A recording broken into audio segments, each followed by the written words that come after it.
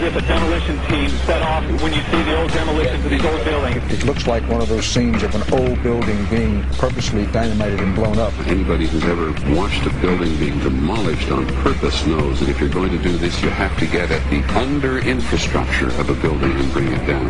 The way the structure is collapsing, this was the result of something that was planned. It's not accidental that the first tower just happened to collapse and then the second tower just happened to collapse in exactly the same way. How they accomplished this, we don't know. The building collapsed to dust. You don't find a desk. You don't find a chair. You don't find a telephone, a computer. The biggest piece of a telephone I found was half of the keypad, and it was about this big. What happened to the concrete? The concrete was pulverized from river to river. There was dust, powder, 2-3 inches thick. The concrete was just pulverized. In addition to those pictures we've all seen too much on television before, when a building was deliberately destroyed by well-placed dynamite to knock it down. If they had detonated, they were planned to take down a building. I heard a second explosion. There was a heavy-duty explosion. Then there was secondary explosions and then subsequent collapses. An explosion blew and it knocked everybody over. To me, it sounded like an explosion. It sounded like gunfire. Bang, bang, bang, bang, bang. And then all of a sudden, 3 big explosions. We heard a big explosion coming down. And then the entire top of the building just blew up. We saw some kind of explosion. By the force of the explosions. Big explosion. Blew us back into the 8th floor. Then we get to the lobby. This is a big explosion. The lobby looked as though a bomb had exploded there. A huge explosion now raining debris. It's been a huge explosion. Huge explosion that we all heard and felt. We just witnessed some kind of follow-up explosion. We heard a very loud explosion. A secondary explosion at Tower 1 camp. That is another bomb going off. He thinks that there were actually devices that were planted in the building. Planted in the building.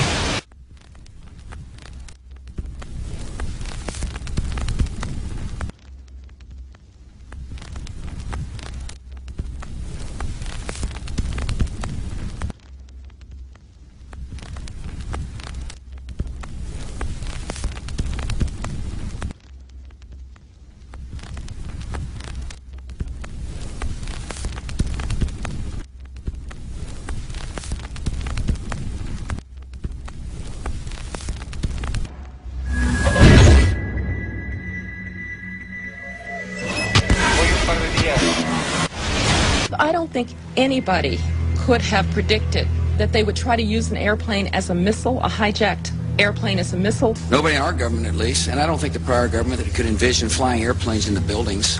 No specific threat involving really domestic operation or involving what happened, obviously, the city's airliner and so forth. There were no warning signs that I'm aware of. USA Today reports that in the 2 years before the attacks on September the 11th, NORAD conducted exercises using hijacked airliners as weapons. And one target was the World Trade Center.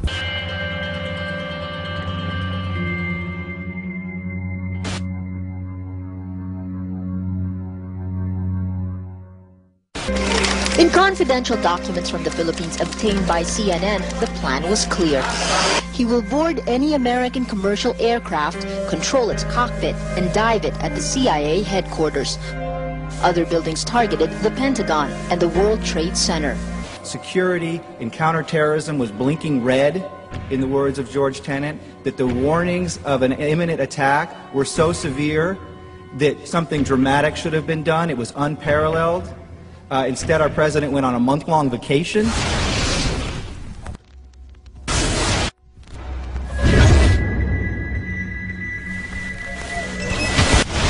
The head of Pakistani intelligence at the ISI, Mahmoud Ahmed, requested Omar Sheikh to wire $100,000 to Mohammed Atta, who was the lead hijacker.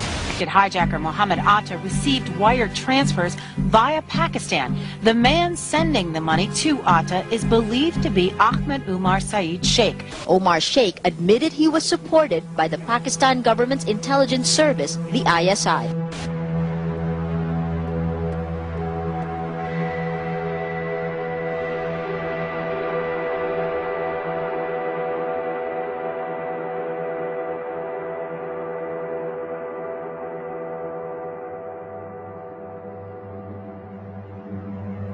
although we are told that 4 or 5 of the alleged hijackers were on each of the flights. If so, their names should have been on the flight manifests.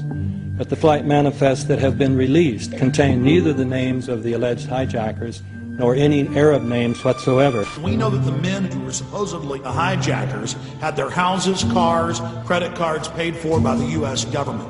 They were, in truth, agents. Evidence was also apparently planted. The passport of one of the hijackers on Flight 11 was allegedly found in the rubble. Goes through the fireball, through the side of the plane, and comes down to the ground unscathed. But something happened. For 6 months, they reported they had this passport. Boy, we've got it. We've got the proof. And then the guy stood up and was alive. Several of these 19 men are still alive.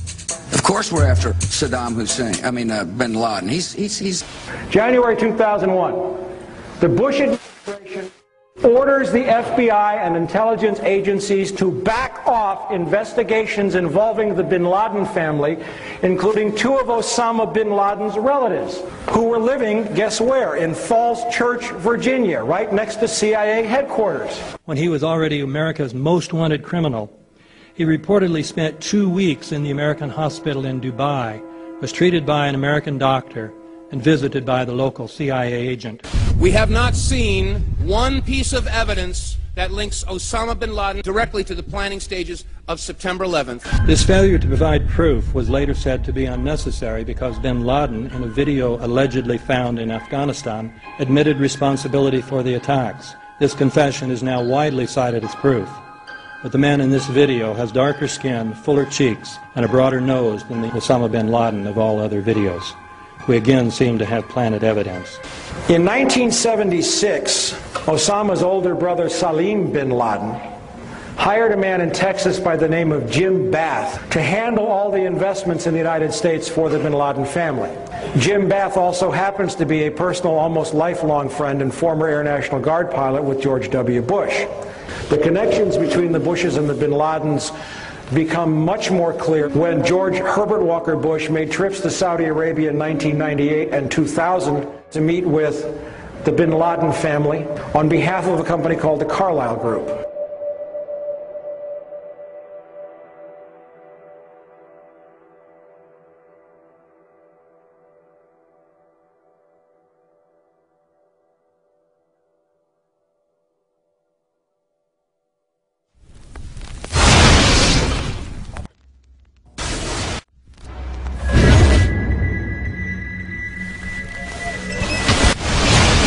How could anyone fly a 60-ton, 125-foot wide, 44-foot tall plane through this obstacle course? The aircraft, before striking the Pentagon, reportedly executed a 270-degree downward spiral, and yet Hani Hanjour was known as a terrible pilot who could not safely fly even a small plane.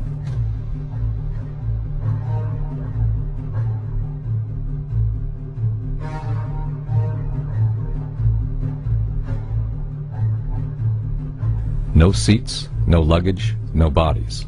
Nothing but bricks and limestone. The official explanation is that the intense heat from the jet fuel vaporized the entire plane. Flight 77 had 2